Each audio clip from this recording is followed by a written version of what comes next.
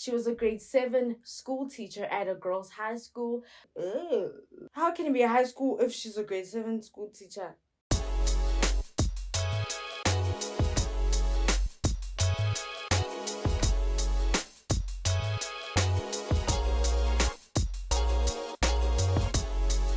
Hey guys, welcome back to my YouTube channel. My name is Becky Sekhale and we're back with yet another true crime case. And today we'll be sharing the story of Jayde Panayiotou. I hope I'm saying it right, Panayiotou, but if I'm not, apologies for that. Jayde was born on the 22nd of November 1985 to parents Derek and Michelle Ings, and she was a grade 7 school teacher at Riebeek Girls College.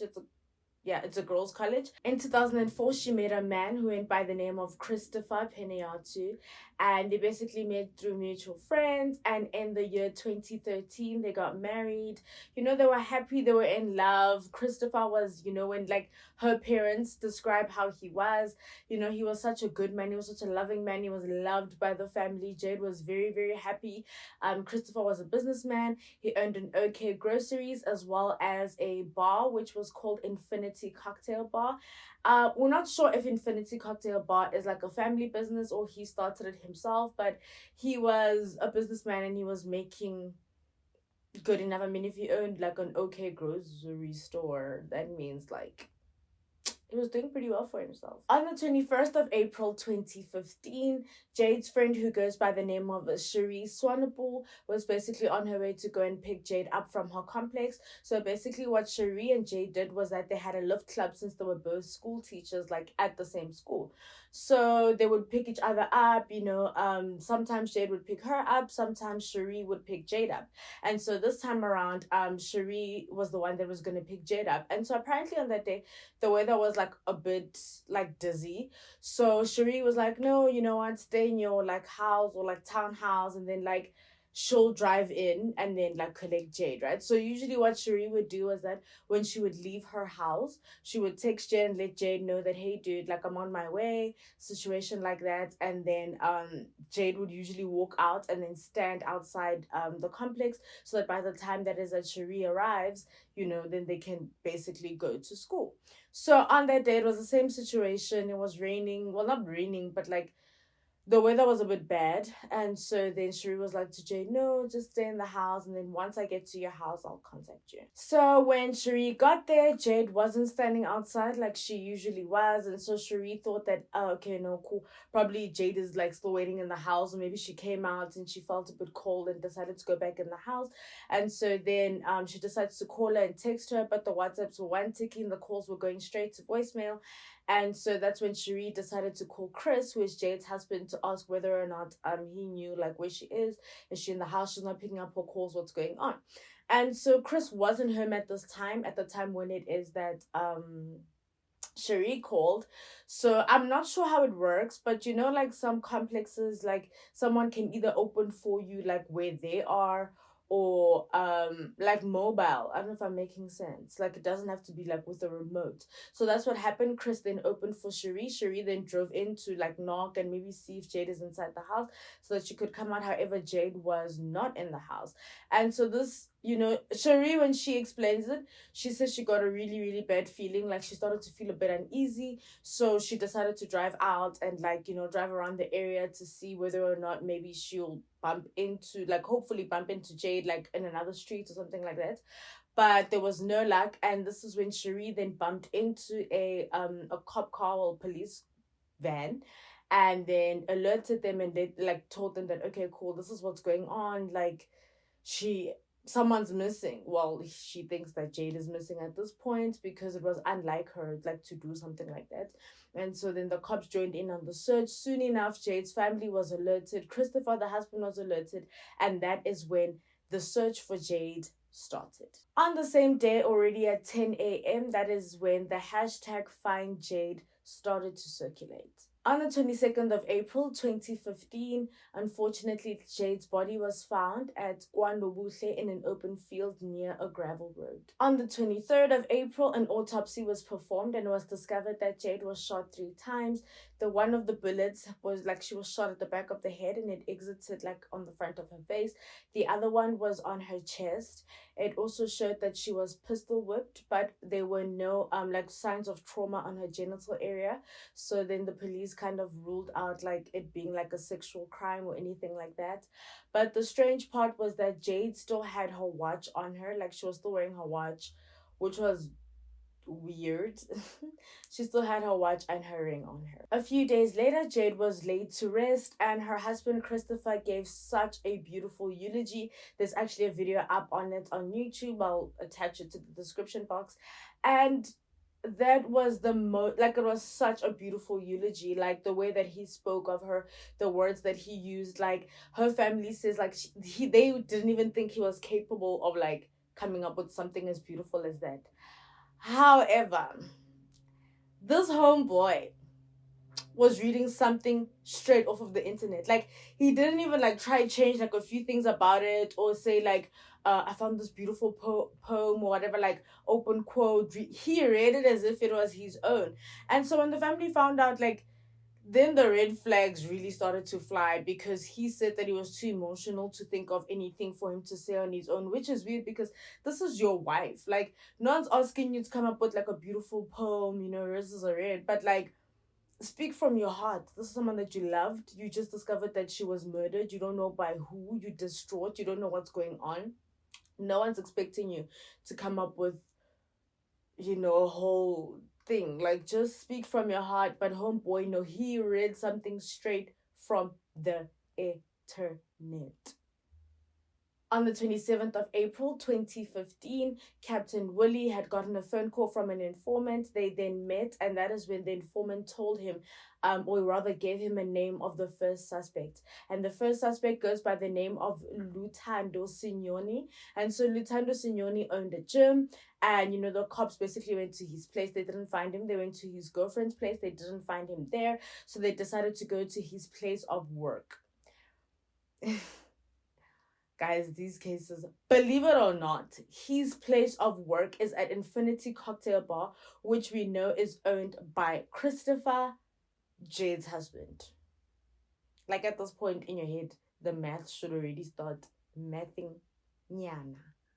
But the first suspect was found at Infinity Bar where he works, and that is the bar that Christopher owns. Luthando and his girlfriend were then taken for questioning, and once they got there, they were questioned, Luthando decided to tell like everything. Like, he didn't even spare a single detail. He was like, you know what, he's gonna tell the cops everything that happened, and that's exactly what he did. Now, according to Luthando's story, on a particular day when they were at Infinity Cocktail Bar, Chris basically asked to like speak to him, and so then they walked out and they stood just outside Chris's car.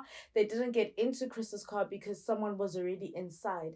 There was a lady that was inside, however, that lady was not Jayde.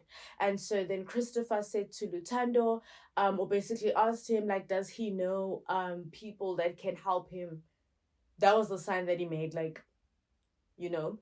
And so then Luthando says that at the time he wasn't sure who Chris wanted to kill or have killed, but he said that he would look around and he would see if like there's someone that would be willing to help them with the murder.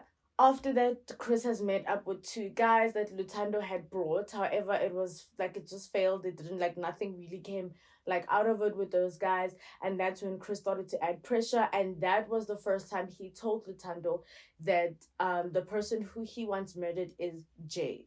And he said that this had to happen before the school holidays, because like when Jayde was working, like her schedule was more predictable. She woke up at the same time, she left at the same time, she came back at the same time.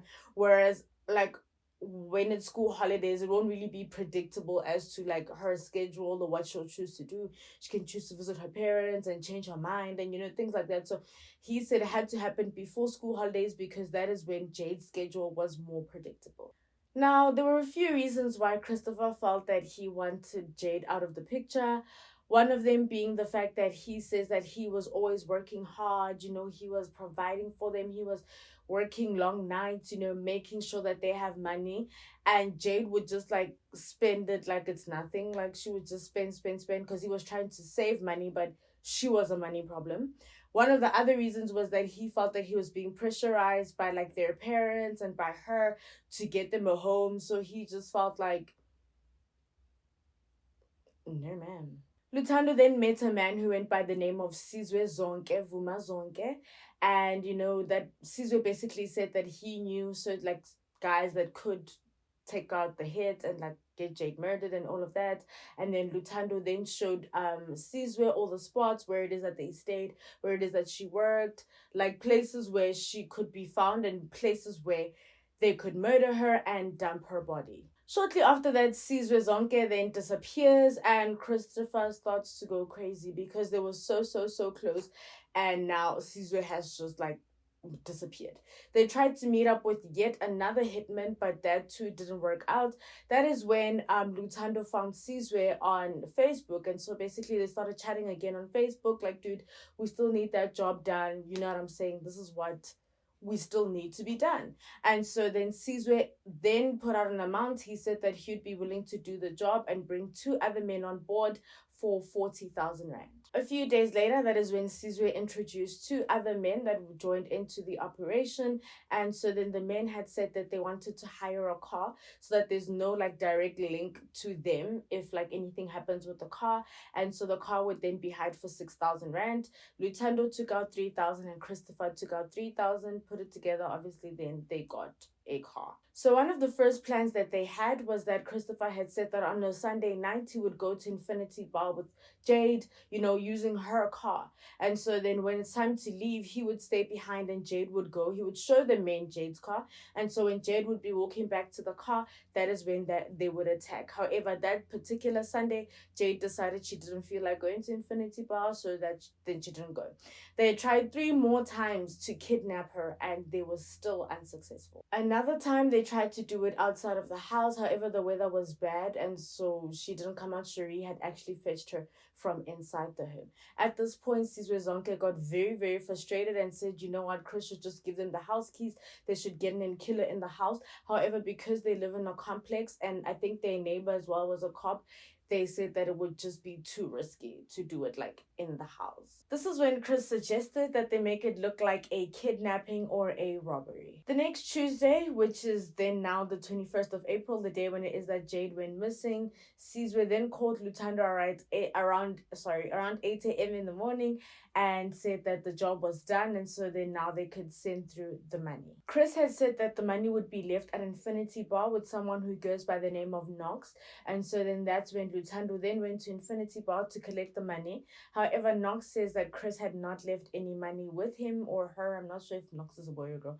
But yeah, there was no money that Chris had left. And when Lutando decided to then go into Facebook, like I had earlier said, that's when the hashtag Find Jayde was already trending. So at this point, it had blown up. Like it had blown up. And so this is when Lutando was like, okay, that means that that's confirmation that the job is done. And he then contacted Sizwe and said that he would be making his way over to Chris to collect the money. That same day in the afternoon, while the search for Jayde was still going on, it does show that Chris and Lutando had a phone call. However, it was very short because Chris says that he couldn't really speak because they were at Infinity Bar and they were surrounded by like friends and family. That's before Jayde's body was found. So this is still the day of the disappearance.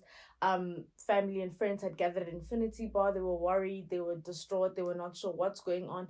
So that's why the phone call couldn't like be for as long as it was. Not so long after that, that's when Chris made his way to Lutando's home with a bag filled with cash. Lutando and his girlfriend counted the money and it made up to at least 50,000 rand.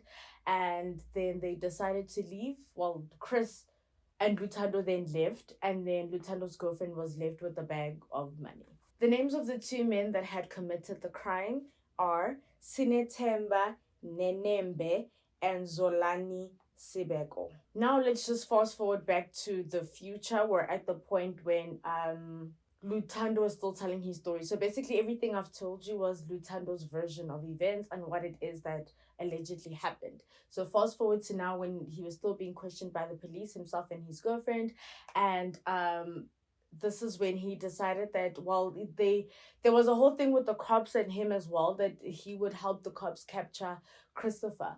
So basically, then what happened was that on a specific night they met up. Christopher and Lutando met up, and so there was actually surveillance in the car. There's also a video of that on YouTube. I'll also like link that into the description box. And so in that video, guys,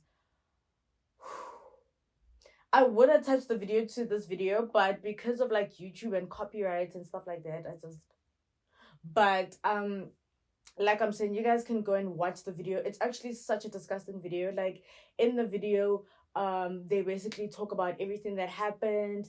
Christopher's like, no, Lutando needs to disappear. Well, Lutando actually says that he wants to disappear. Christopher's like, nah, dog, you really need to disappear. You must break the SIM card. Stop calling me. Christopher said that the cops are like listening in on his call, so Lutando must stop calling him. If Lutando's looking for him, he should send a police call, but he shouldn't contact him. He should leave. He should disappear for months, as well as the other guys that did the crime.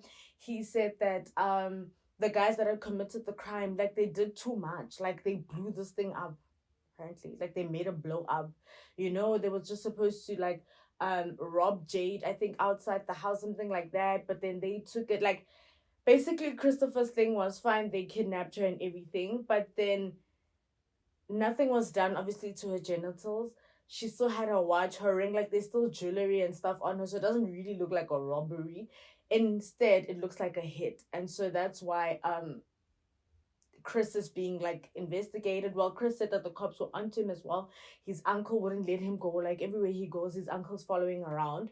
So he did know that like they're onto him. The cops are definitely onto him. However, he didn't know that he was on surveillance at the time when they were talking about this in the car. So it's such a disturbing video. Like it's so disturbing. Police then discovered that Christopher was actually having an affair for about 3 years with a woman who goes by the name of Chantal Coates. I hope I'm saying that right.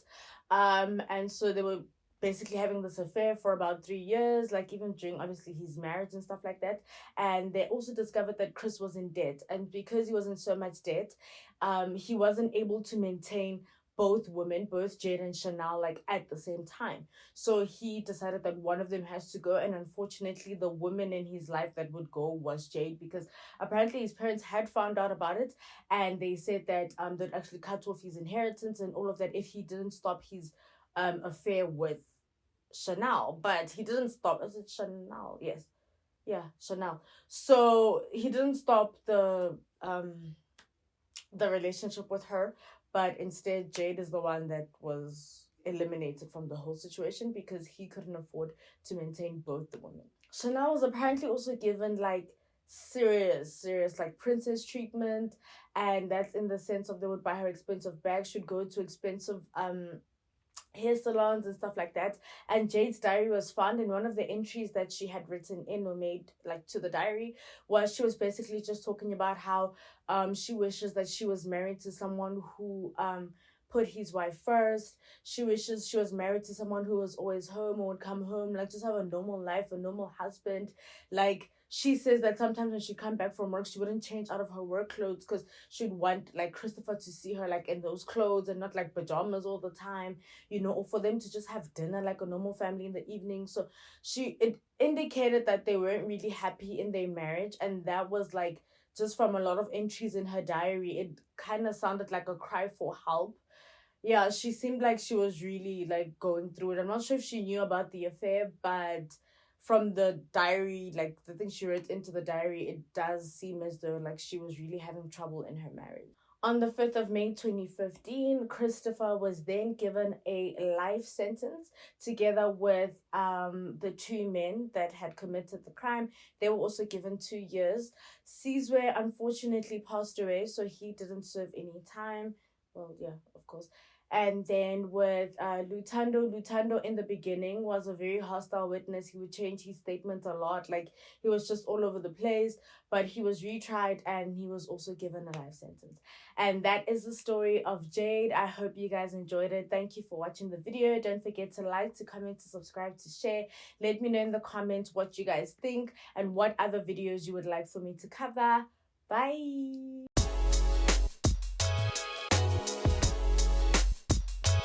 Bam, that's how it's done, baby.